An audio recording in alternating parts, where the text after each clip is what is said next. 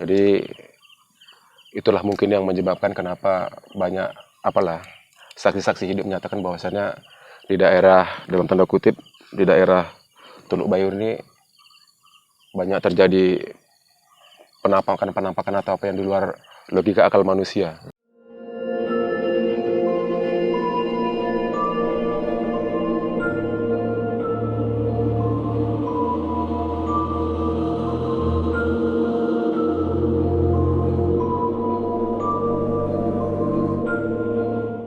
Langsung saja kami panggil buat Abang Da Didong untuk gabung dengan kami di sini. Tengah, Bang. Oke. Selamat malam, Bang. Selamat malam. Gimana kabarnya? Sehat. Tapi agak lesu kayak. Lesu. Berbaik sakit nih, Bang ya. Iya. Oke. Jadi boleh kita tahu nama Abang siapa? Nama saya sini panggilannya Didong. Ya. Tapi nama asli saya Nur Hadi. Nur Hadi. Ya. Berarti Abang ada merupakan asli putra daerah sini ya, Bang? Iya, iya. Kalau orang istilahnya cakap-cakap Medan tadi bilang PS lah, Bang ya. Pemuda setempat. Gitulah. Ya kan, Bang? Jadi kalau boleh Abang cerita tadi kan di awal tadi kan saya kan belum bahas kenapa daerah ini dinamakan Teluk Bayur. Mungkin secara kronologis atau secara sejarahnya mungkin Abang bisa jelaskan buat sahabat-sahabat telistik mistis supaya mereka tahu kenapa daerah ini dinamakan Teluk Bayur.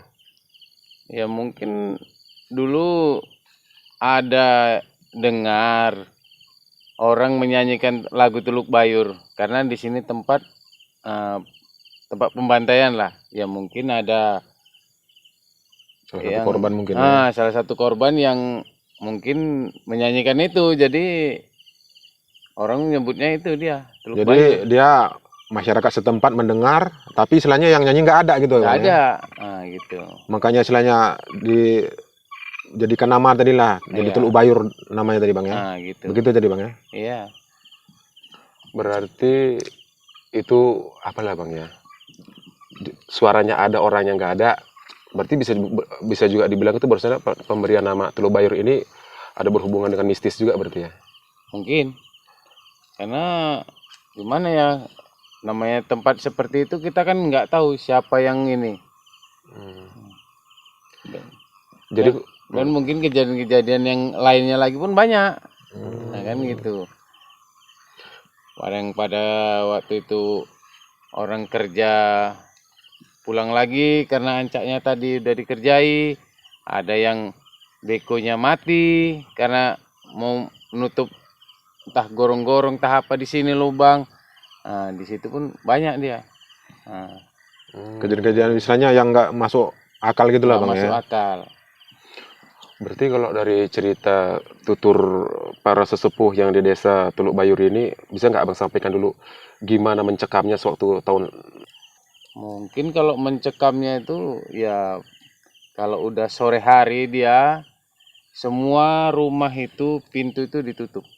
Karena aroma bau bangkai tadi sampai Anyir gitu, Bang ya, anyir, untuk udara gitu ya. gitulah. Berarti kalau bisa Abang jelaskan di sini, kira-kira ada berapa titik di lokasi kita di sini? Kalau di sini Titik penimbunan di sini satu di Teluk Bayur ini sama di Pasiran. Pasiran itu ada 2 lubang di sana. Nah, itu. karena tadi kita ada cerita sama sesepuh, boleh kalau saya bilang si Abah Ramlan ya, bahwasanya Abah Ramlan tadi menyatakan Ayahandanya bahwasanya Bang Didong ya. Abah Didong bahwasanya tadi itu di sini tuh dibentuk seperti berbentuk sumur dengan kedalaman cuma mencapai 2 meter dan itu ditumpuk kurang lebih 30 sampai dengan 40 mayat di sini, Bang. Gitulah. Langsung dia sampai orangnya dekat lubang langsung dipenggal dia. Itu menurut orang tua kita tadi ceritakan. Makanya kita bisa cerita gini. Kalau yang di sana dia beda lagi karena dia kan udah berbentuk lubang dia di sana. Nah, di sana itu bisa nanti ya lebih dari itu memang orangnya. Berarti beda lubang yang di sini di Teluk Bayur dengan di Pasiran. Di Pasir itu bedanya kok lubangnya di sana lubang alami apa memang lubang galian juga, Bang? Ya mungkin buatan juga tapi memang udah disiapkan mungkin di sana. Nah, gitu dia. Oke, jadi di samping peristiwa berdarah tahun 65 itu. Jadi abang bisa nggak cerita sekarang ini kok kita kaji dari segi mistis dan horornya, kejadian-kejadian apa yang pernah Ibaratnya apa kan bang? Kejadian horornya Yang gitu, istilah yang pernah abang alamin sendiri lah gitu. ataupun orang-orang setempat sini Iya, pernah iya. alami? Yang pernah abang dengar. Kalau saya dulu, namanya kita masih anak-anak kan kita mencari, kalau bilang kacangan tadi tuh ya kan. Kacangan. ya. Nah itu kita ikutilah, namanya kita nyari kan ikuti orang kan. Berombongan gitu bang Ibu ya. kita rombongan. Nah, tahu-tahu kita ikuti terus, tahu-tahu orang yang di depan udah nggak ada saya semua. Bingung lah kita. Pertama tadi awalnya ada gitu ya? Awalnya ada. Nah itu. Jadi kedua kita tengok gini kan nggak ada. Ih, mana ini? Ditengok ke belakang pun udah nggak ada juga. Nggak ada juga. Jadi kita bingung. Dan kita teriak, langsung keluar kita. Panggil, ma, tolong. Keluar. Sampai di luar, orang itu pun keluar, tapi jauh jaraknya. Kita ikuti siapa tadi yang kita ikuti? Nah itu tadi. Jadi pertanyaan besar itu bang. Pertanyaan itu. Merinding saya ini kan. Karena udah kejadian sama kita. Nah itu. Dan kejadian yang lain yang seperti gimana tuh bang? Ya kejadian lain kalau dulunya ya itu tadi. Orang kerja dia kalau lewat dari jam 12 itu sebetulnya wajib Berhenti. istirahat. Berhenti lah ya. Cuman kadang ada yang nggak mau istirahat Ada kan yang gitu. bandel lah ya. Ada yang Ini bandel. jam 12 apa nih? Siang? Siang lah. Kita kerja nggak mungkin jam 12 malam kan gitu. Karena menonton lembur. Nggak mungkin di kebun lembur. Nah, itu. Jadi nggak, kalau dia nggak berhenti itu diperingatkan itu sama orang itu. Ya mungkin dengan alat itu mati. Yang awalnya bagus tiba-tiba dia nggak bisa dioperasikan ya nggak bang. dioperasikan. Nanti kita kerja ya tahu-tahu nggak siap-siap. Tahu-tahu bisa siap. Nah gitulah, ibaratnya mata kita diapakan gitu. Disalahin gitu. Ya. Disalahin. Berarti itu maksud seperti ini kan. Kalau untuk sekarang ini kan ditanami dengan apa nih bang? Dengan tebu. Dengan tebu ya. Berarti awalnya pertama kita kan ini kerja mau motongin lah istilahnya Iya, mau tebu-tebu. Tapi setelah sampai pertama kan panjang batang tebu tadi kan. Tiba-tiba setelah sampai tiba-tiba itu kok udah dipotong gitu kan. Udah yang ngerjain. Tapi begitu pas kita balik lagi situ panjang lagi tiba-tiba ya. Iya. Ya itulah yang dibicara sama orang ini, itulah. Dan sedikit banyaknya ya orang sini banyak cerita gitulah. Banyak keanehan-keanehan gitu. Iya. Jadi kalau misalnya ini bisa abang posisikan, kira-kira tempat penimbunan itu eksekusinya tuh bang. Pemotongan tuh di mana? Daerah mana bang? Pemotongan Apakah itu di kanan atau di kiri kita ini? Ini di kiri kita. Di Sebelah- kiri sana. sebelah sana, Bang, ya? Sebelah sana. Nah, di sanalah dia. Nah, di sanalah dia. Ada 2 tempat itu. Berbentuk macam sumur gitu berarti bang? Nah, Ya? gitulah. Insya Allah. Makanya gimana ya? Merindingnya ya. Mungkin karena dingin kita di sini ya kan. Cuman memang ini ya kalau boleh saya jelaskan ya merindingnya ini merinding beda. Memang ya vibrasi energi Energinya tuh lain. lokasi ini memang sangat luar biasa, sahabat telisik mistis. Jadi dan dibilang pokok pule dia ada di posisi belakang kita ini. Nah, Jadi kalau misalnya bisa abang ini kan maksudnya jelaskan ini pokok pole ini kenapa istilahnya begitu ibaratnya viral lah kita bilang tadi bagi-bagi kita yang sudah mengetahui ini tadi. Apa kisah di ini pokok pole ini tadi? Apakah memang ada tempatnya di situ, tempat eksekusi atau gimana atau gimana? Dia bukan tempat eksekusi, cuman pohon ini mungkin karena di sebelahnya tempat pembantaian, mungkin mereka itu bersemayam di situlah, Bisa jadi, gitu. ya, Jadi ya. sewaktu kemarin itu mau dipotong, nah itu kita normalnya itu putus-putus aja rantinya dan orangnya jatuh sakit. rantai dormal yang dari besi itu Iyalah putus-putus. putus, karena dia nggak kuat. Dia pohonnya tumbang, cuman ya itu tadi orangnya terus sakit, jatuh sakit. Berarti Nggak bisa ini dia. karena bukan dari awal tadi kita sudah memasuki lokasi ini, energi vibrasi yang saya rasakan tuh yang kuat di daerah sana. Bisa dibilang itulah merupakan sentral tempat keramat yang ada di sini. Mungkin. Jadi untuk selanjutnya kami ucapkan terima kasih atas informasi yang telah diberikan Abang Didong. Nanti kita akan ngobrol-ngobrol kembali. Iya. Terima kasih bang ya. Oke.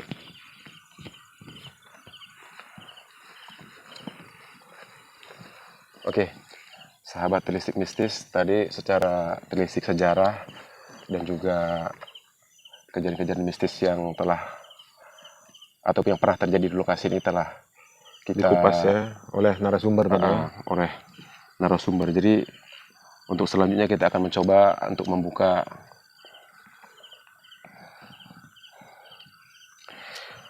vortex atau dimensi portal gaib di lokasi ini, sehingga nanti kita insya Allah kita berusaha tentu dengan izin Allah dan syafaat Rasulullah untuk mencoba menangkap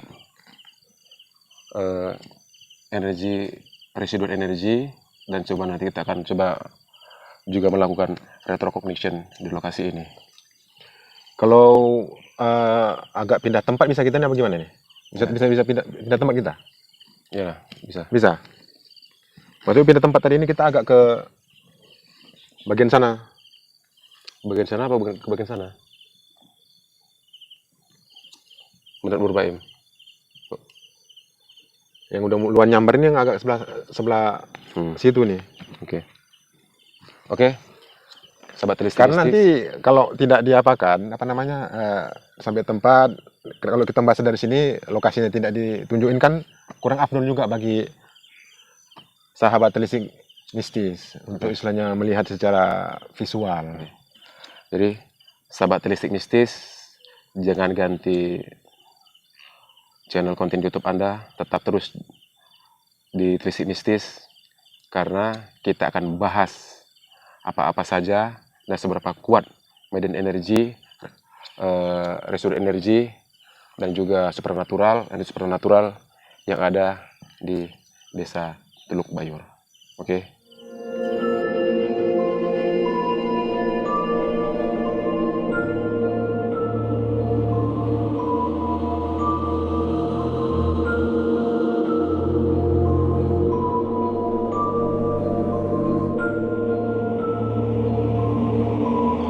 Oke ya, untuk sahabat telisik mistik dimanapun berada, yang seperti saya beritahukan tadi dari titik poin yang pertama kita tadi kumpul, bahwasannya yang di sini tadi tempat yang lebih agak saya malah langsung dapat energi imbas yang pertama.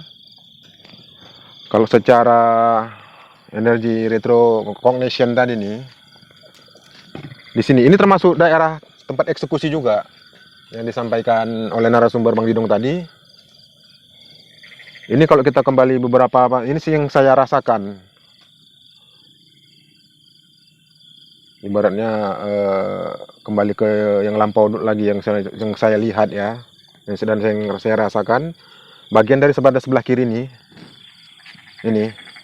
Nah, ini saya lihat dulu kayak apa?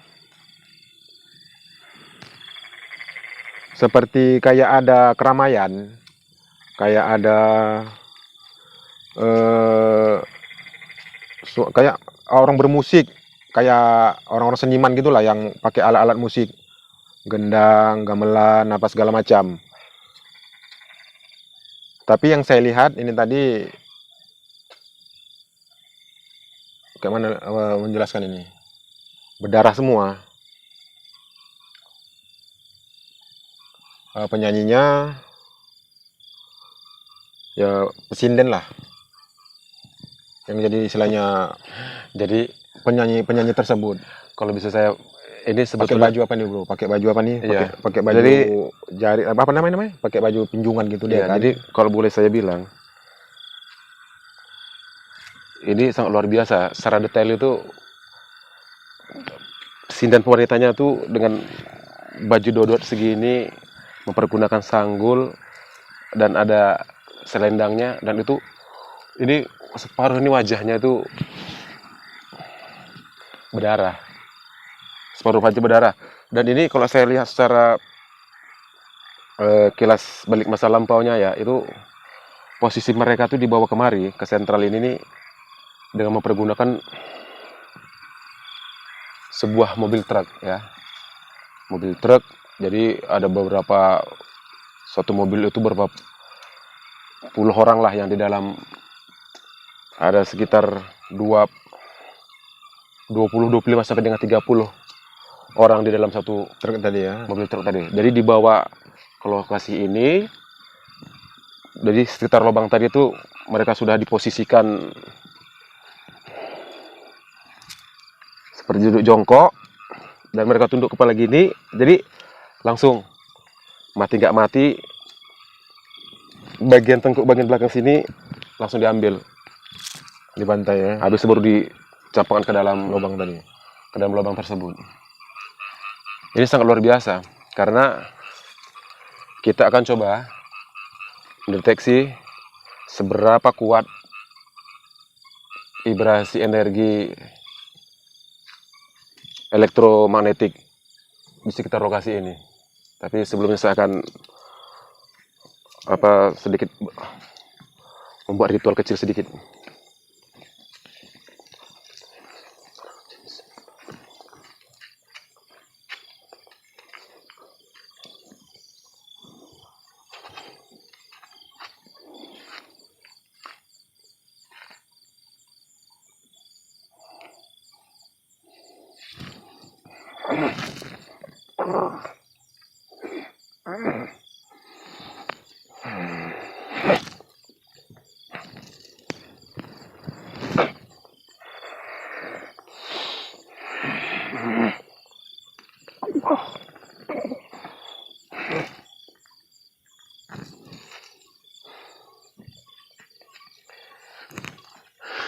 Jadi sahabat telisik mistis, dengan pendulum besi ini kita akan minta kebesaran kemurahan Allah supaya memberikan izin kepada saya untuk mencoba mendeteksi seberapa besar energi lokasi ini.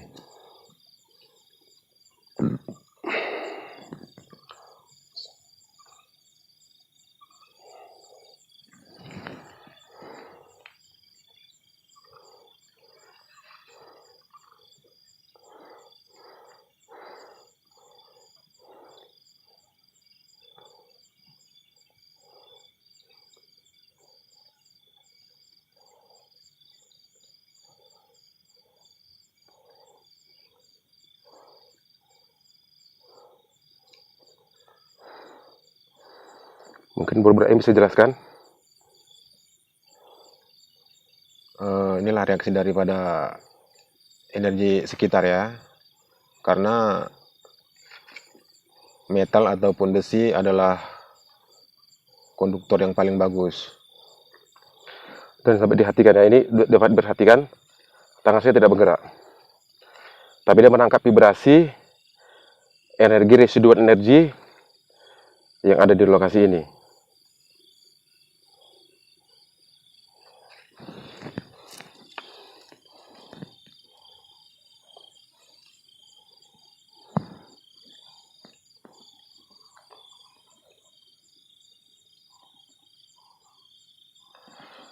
Saya ada menangkap sebuah nama.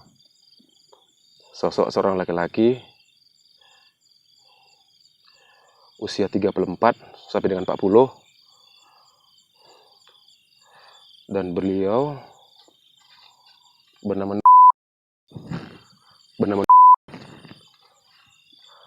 Salah satu korban atau gimana itu? kelihatannya seperti itu. Jadi dia tadi sewaktu saya melakukan pendeteksian dengan pendulum yang terbuat dari besi ini, beliau tadi sudah ada di depan saya. Nah, benar seperti yang Bro Arman bilang tadi, kayak dari sebelah sini tadi udah rame kali tadi, udah Ya. kencang kali tadi. Beliau datang cuma mempergunakan singlet. Ya sudah lusuh ya, Apa ya? Berselema dengan, lumpur gitu ya. bukan dengan lumpur, Darah ya? berselema dengan darah. Berarti mungkin apalah, mungkin apa namanya yang Bro Arman tangkap ini tadi, mungkin istilahnya salah satu korban mungkin ya. Masya Allah, sangat luar biasa. Jadi yang saya rasakan energinya sangat luar biasa ya. Banyak dari dalam berbagai macam bentuk dan rupa. Ada yang maaf sebelumnya kepalanya hampir putus tapi nggak putus. Jadi cuman ini seperti terpotong lebar, meninggalkan luka yang sangat menganga gitu. Tapi kepala itu nggak jatuh, cuman macam tersangga sama dengan daging kecil aja di ujungnya tuh, dan itu jenis kelaminnya perempuan.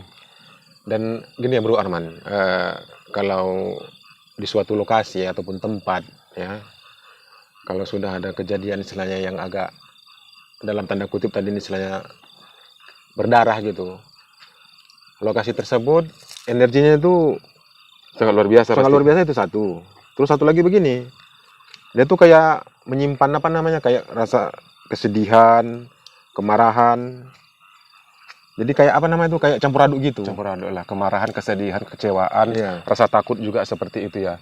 Jadi perlu saya sampaikan di sini bahwasannya ini sih sebetulnya sudah nyampur energi yang ada di sini. Jadi residual energi yang ada di sini sudah dimanipulasi atau sudah dikorup lah istilahnya ya, sudah dimanipulasi oleh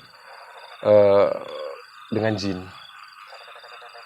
Ya mungkin itu bisa bisa saja terjadi ya. Mungkin karena apa namanya ini? Karena ada story atau yang gimana Ya. di belakang itu tadi yang agak kurang dalam tanda kutip tadi, yang kurang mengasihkan Jadi atau berdarah lah itu. jin-jin dari golongan kiri ya, mereka selalu mengambil kesempatan untuk mempergunakan residual energi yang tertinggal.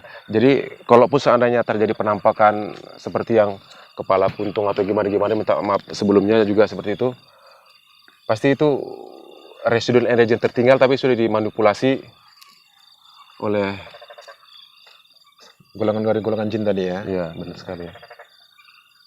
Jadi untuk closing gimana nih? Jadi pesannya bahwasanya seandainya kalau para sahabat telisik mistis dimanapun kalian berada menemukan lokasi yang memiliki residual energi yang bersifat negatif karena mungkin di lokasi tersebut pernah terjadi histori yang tidak mengenakan seperti itu, jangan dijadikan momok untuk apa ya, untuk kita menjadi takut atau apa. Jadi alangkah bijaknya kalau kita seharusnya mendoakan, Betul. mendoakan buat para mereka-mereka yang dikebumikan di lokasi ini ataupun dimanapun kalian menemukan lokasi-lokasi seperti ini. Jadi memberikan doa kepada mereka, semoga mereka diterima di sisi Tuhan yang Maha Kuasa, di sisi Allah Subhanahu Wa Taala kalau seandainya mereka Muslim, dan apalah namanya, diberi jalan pulang yang baik lah seperti itu. Ya, Ditawasulin lah berarti ya, kalau doa ya. seperti itu. Oke, jadi sahabat telisik mistis, sebelum kita akhiri telisik sejarah budaya sejarah supranatural dan mistis di lokasi Teluk Bayur ini, buat kalian yang baru saja bergabung dengan konten telisik mistis, ringankan jari tangan kalian untuk subscribe, like, komen positif, dan share, dan jangan lupa untuk menghidupkan tanda lonceng notifikasi supaya kalian selalu bisa mendapatkan konten-konten terbaru atau info-info terbaru di sekitar konten telisik mistis yang kita kelola ini. Jadi komen kalian akan menjadikan konten atau channel kita telisik mistis ini akan menjadi lebih maju dan berkembang ke depannya. Dan perlu diingat bahwasannya subscribe itu adalah gratis, Ya, benar. tidak bayar. Jadi alhamdulillah kita telah selesai melakukan telisik sejarah dan juga supernatural mistis astral di lokasi Teluk Bayur ini ya. Jadi tentu dengan ucapan alhamdulillahirabbil alamin, terima kasih atas kebersamaannya. Kita jumpa lagi di konten telisik mistis selanjutnya. Assalamualaikum warahmatullahi wabarakatuh. Salam budaya, salam supernatural, salam astral.